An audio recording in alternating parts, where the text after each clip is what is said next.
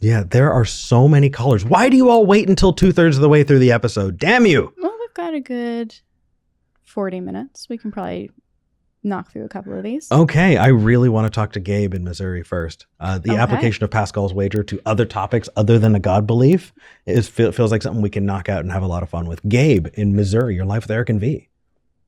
Hello, how's it going? Hey, doing well. So you want to talk about Pascal's Wager.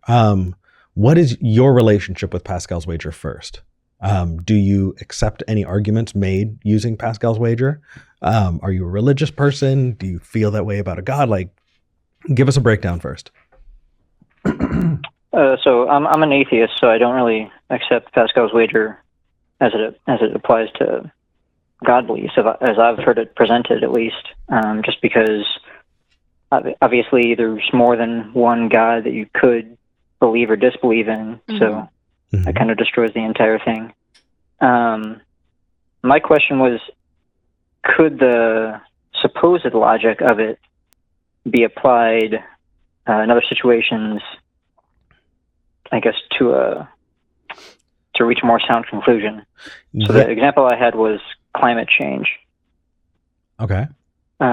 If you believe in climate change but you're wrong, you learn how to use resources economically, and you have a broader spectrum of energy sources to draw from. If you disbelieve in climate change but you're wrong, I mean, civilization collapses. I mean, I think you know the implications here.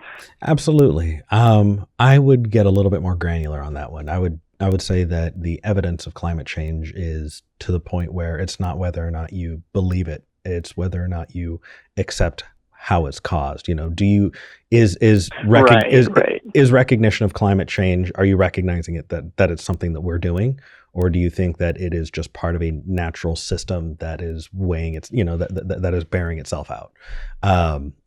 Can we fix it? Or do we have an obligation? Nice, V.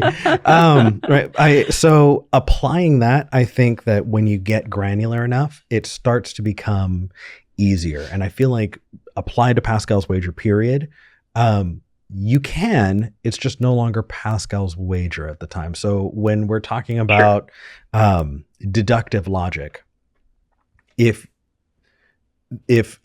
you have a proposition and the contrary of that proposition is impossible, then you can conclude that it is true. So an example of that would be, the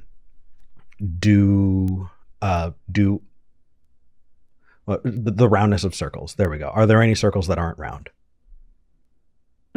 Right. What's the contrary of that? A circle that is not round. That's impossible by the definition of a circle. And so you've looking at that and gone, okay, the contrary is impossible. I can feel very confident that all circles are round. All squares have four corners, right? We've defined these things. We can make statements about them, and the impossibility of the alternative, there we go, can help shore up that confidence that the statement is true. When you get into Pascal's Wager, though, for people who don't know what Pascal's Wager is, it doesn't have that binary type thing. You're not talking about, what's the word? I've entirely lost it. I think a simpler way to put this is Pascal's Wager can work with a true dichotomy. If there is actually a dichotomy, and there are two actual choices, and you must choose one or the other, and there is no way to choose a third option, then it can work. But the problem with Pascal's Wager is that it presents a false dichotomy, that there are these two options, and those are the only options. And if you agree with that, then Pascal's Wager is sound, which is why it's so compelling to Christians. And the only way to get somebody to acknowledge that Pascal's Wager is not okay to use and not logically sound is because it is by explaining to them that there are other options, which is where we get into, okay, well, what about versions of God where there is no hell? Or what about, evil gods? Or what about gods from other religions? I kind of want to push back on that. Yeah, go I don't think so. You don't think what? So when I think about Pascal's Wager, unless it's moving to something that you can consider similar but not Pascal's Wager, then I don't think you can have any kind of logic, sound logic at all. Because Pascal's Wager, at least the way that I interact with it, doesn't have anything to do with whether or not it's true. It has to do with what are the best consequences if it happens to be true. Right, but the implied undercurrent of that is not, yes, one of these options is true, but that it is true that those are the only options. Then that's no longer Pascal's Wager. That's the point I'm trying to make, is that I don't think it's Pascal's Wager at that point. So Pascal's Wager only applies to God or a proposed God? Not a God, but so the way I understand Pascal's Wager is you have you have a dichotomy, right? To accept a God belief or not to accept a God belief when we're talking about a God. And you compare that, right? The acceptance of it has nothing to do with the truth statement of it. It's just whether or not you accept it. Then you have the other statement, whether or not that God actually exists. And then you look at the grid, you see what the options are, and you try and pick the best choice. And the best choice in that scenario, the way it's presented, is buy the lottery ticket. It breaks down after that, but that's essentially kind of the way that it's presented. There's an ought there to try and mitigate harm and get the best chance you can at something. But because of that, I really think that you can't get to truth value using Pascal's Wager. All you can get to is what you think you might ought to do given the choices to mitigate harm or, get the best possible reward potentially. Right. I just don't think there's any truth. The truth is that the truth is implied in that you only have these two options. That is the truth that is being implied. Whether or not those options are true aren't, but the truth value is you only have the options, God, like this particular God exists or this particular God does not. That actually is a true dichotomy. And when it comes to that option, you can either accept that God or not accept that God. I'm being really pedantic here, but the point is the only way that a Pascal's Wager type argument could actually work is if it actually incorporated two things, which were the only two things that could happen, A or B.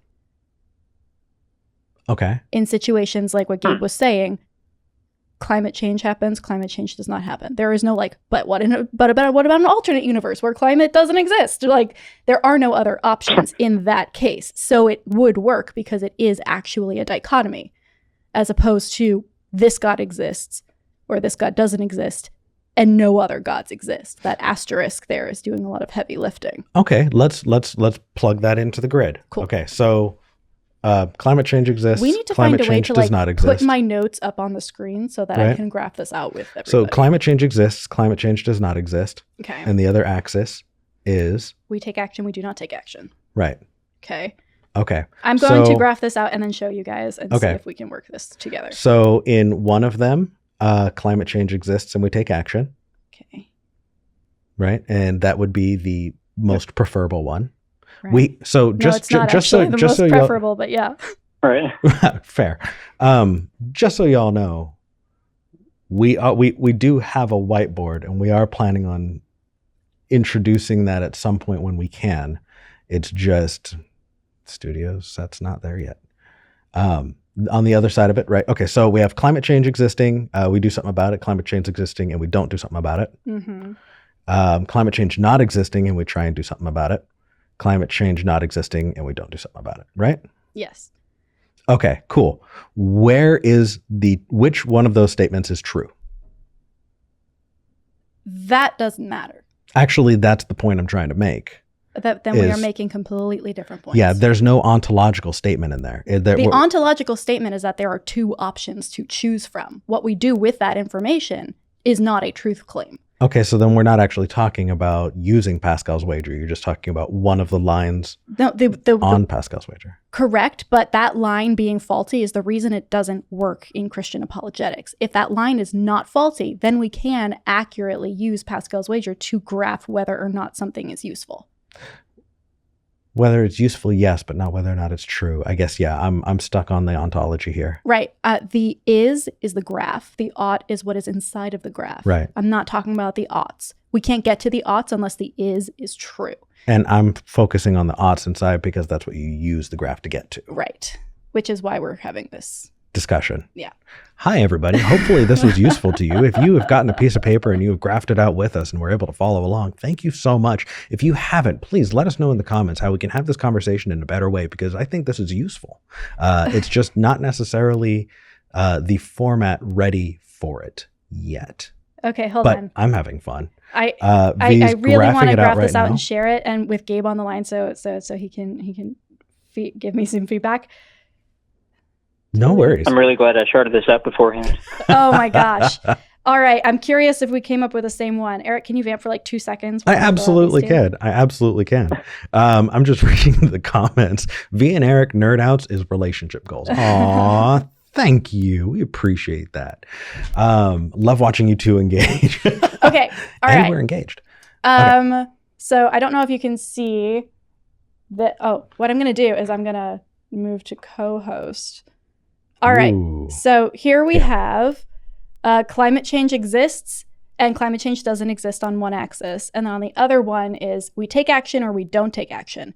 Gabe, what are the 4 quadrants for you? What did you graph out? I didn't actually graph it out. I charted it. I just kind of had a flow chart. Okay. So for me, I've got if climate change exists and we take action, then we save the climate. Yay!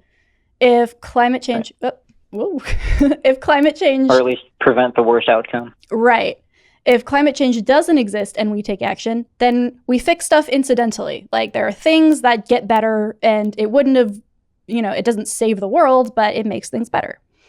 If climate change exists and we don't, if climate change does not exist and we don't take action, there's no change. We just continue as we are.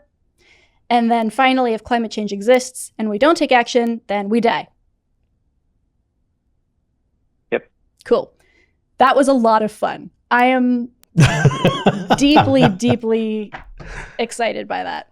I don't know. I feel like, I guess if you want to have ought discussions, maybe it could be useful. But it is entirely unusable for is discussions. If anyone wants to convince you that a God exists and pulls out Pascal's Wager, they have no idea what they're talking about. They're using tools that are not made for that purpose. Yes, exactly. And that is, I think, where we've been getting hung up. Because I think that in the arguments that Gabe and I have been making about climate change, for example, the goal is to get people to believe in an ought. The goal is not to convince people climate change exists. But when people use Pascal's Wager for a God claim, even though they're trying to tell you ought to believe in a God, they are trying to use it to say, therefore, God exists, which you can't do. Right. So this would not get you to accept that climate change exists. It would just prove to you that, hey, even in a situation where it doesn't, this is the best option. Now, best path forward. Yeah. I happen to know this community. Those people who are watching, I'm telling you right now in the comments, because it's not being represented, are going to point out every way that taking action to stop climate change could be detrimental if climate change doesn't actually exist. I guarantee you the pedantic amazingness of our community is going to come in, and I adore it. I embrace it. I'm so glad all of you are here. Is there anything else we wanted to talk to Gabe about before we moved on? Honestly, this was a really fun call. I enjoyed it. Gabe, thank you so much for calling in. I'm going to be thinking about this one. Awesome. I look forward to the comments. Okay, sounds good. Thank you. Okay. Wow. Oof. I was not ready for that.